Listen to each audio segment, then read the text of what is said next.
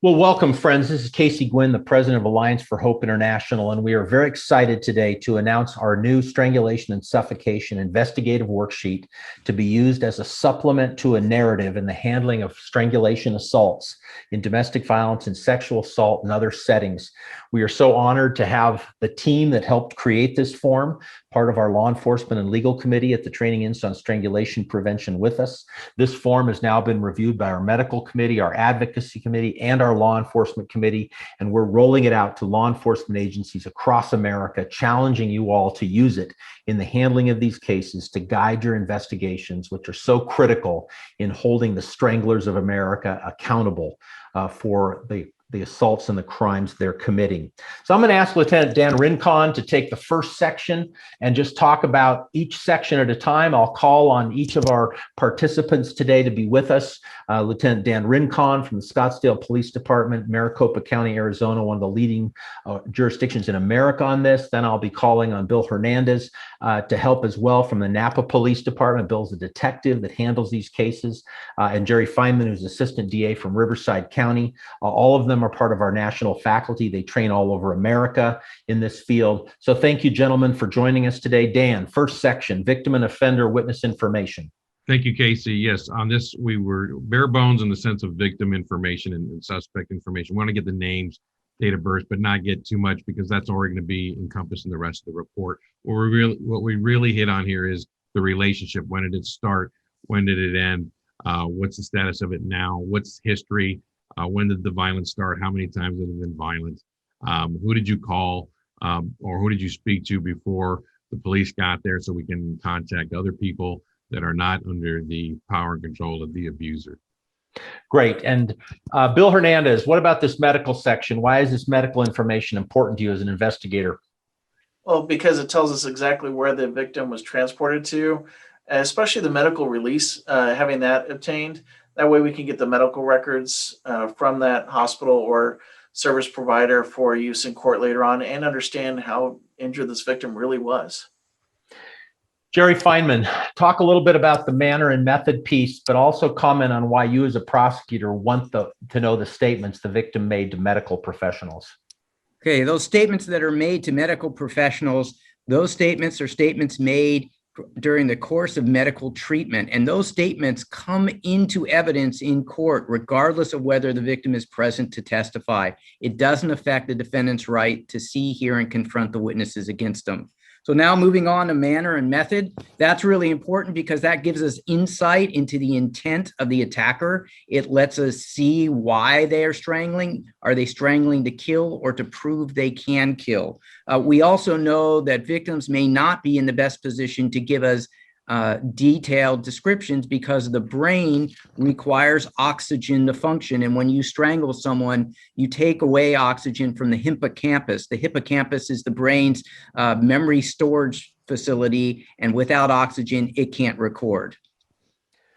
Dan Rincon, what about this piece about intention and offender mental state? Why did you put that in the form?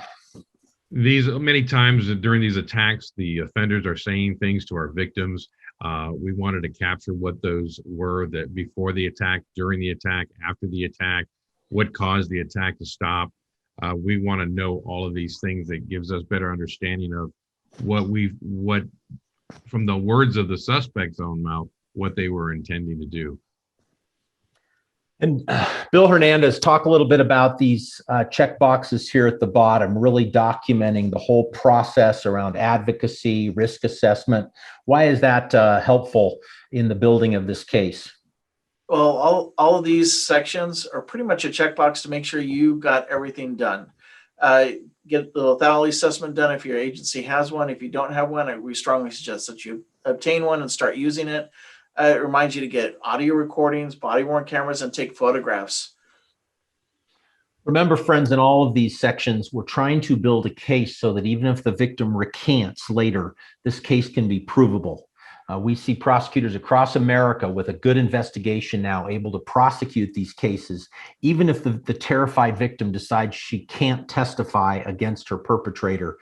With this kind of evidence and this kind of documentation, we can prove these cases. Dan, going to the back of the form, I see this section on symptoms. You want to talk just briefly why you listed so many of those that can potentially exist in a strangulation assault?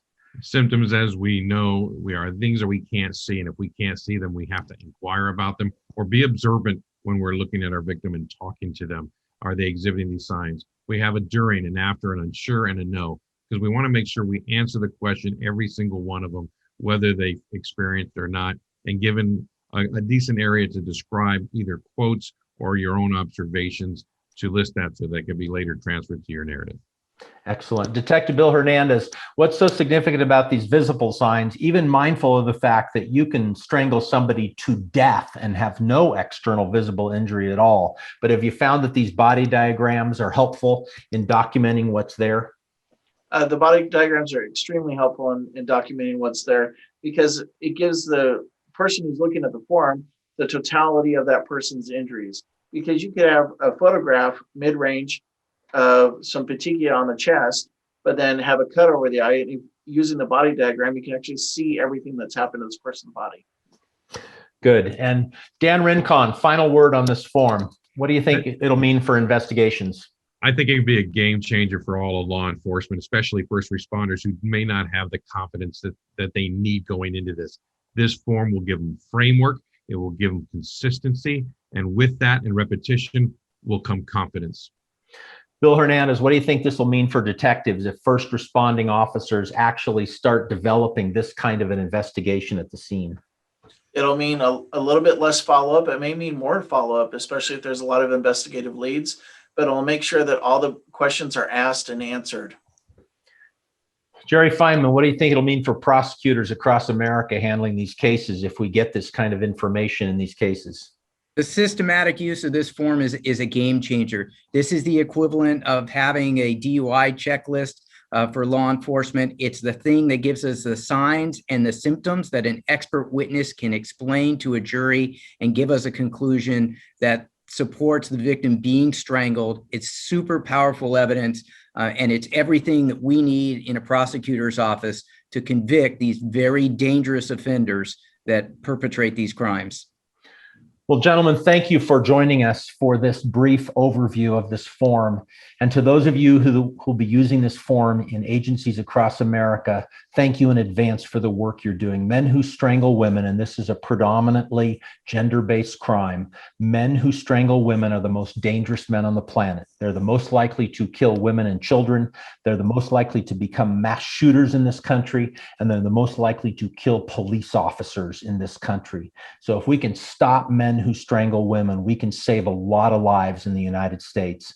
And your work in doing this initial on-scene investigation will be the beginning of that journey together. So thank you, gentlemen, for joining me today. Blessings on all of you in your work.